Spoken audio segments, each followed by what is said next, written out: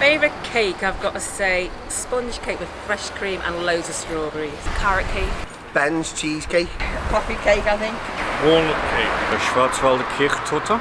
Carrot and walnut cake. If I knew you were coming, I'd have baked a cake, baked a cake, baked a cake. If I knew you were coming, I'd have baked a cake. How'd you do, how'd you do, how'd you do? In the last 5 years, the demand for different styles and varieties of cakes has increased, due to them becoming more prominent in the media. With this explosion, both large supermarkets and small family-run bakeries have had to modernise their production methods. Well, there's been a bakery here since 1926.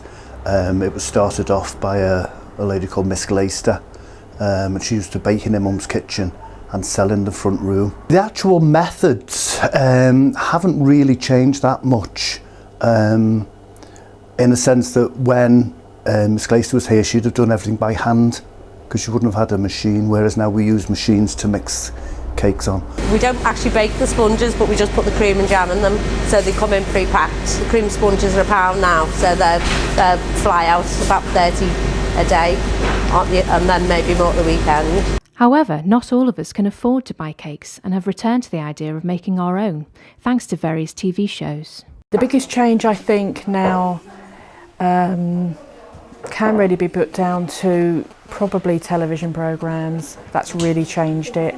It's really made people look at baking from home in a big way. Everybody thinks they're a cake maker now, so they all want to have a go, and this is an ideal type of thing to do now.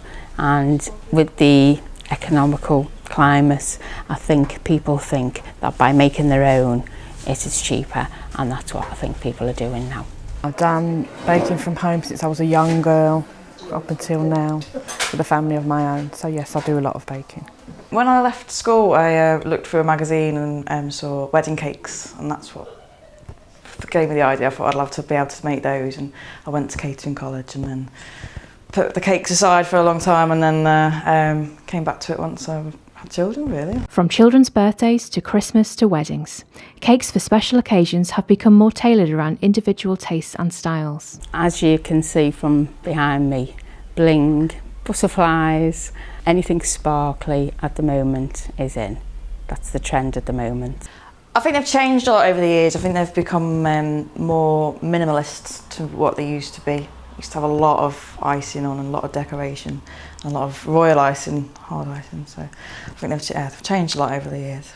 This idea of cakes reflecting the individual has increased in the last decade with the explosion of cupcakes from America. There seems to be cupcakes everywhere. Everybody's doing cupcakes these days, and yeah, some of them are so amazing and intricate. There's so much detail on one little cake. The popular novelty cake would be a giant cupcake, which I do lots of for birthdays. They want something personal to their family member or whoever the cake is for, the colours, the pictures, the designs, anything. Whatever they want, they can request anything. They can even design their own cake. While most of us can enjoy cakes, others have different dietary requirements. But does the industry cater effectively for people with allergies? I think that the industry could do more to make sucrose-free stuff very much more appetising to diabetics, yes. A lot of supermarkets have extended their sort of free-from range, because that's my friend at the supermarket, the free-from range. So I just go there, and they've extended their cakes, their biscuits, muffins, rolls, everything like that. Yeah, so it's getting more and more popular, I think. I think people do need to bake more gluten-free, gluten, wheat and dairy-free cakes, because there are more and more demand for it, for them, sorry. And there's lots of delicious recipes, and if you tasted one, you wouldn't know the difference. Cakes have always been decorated.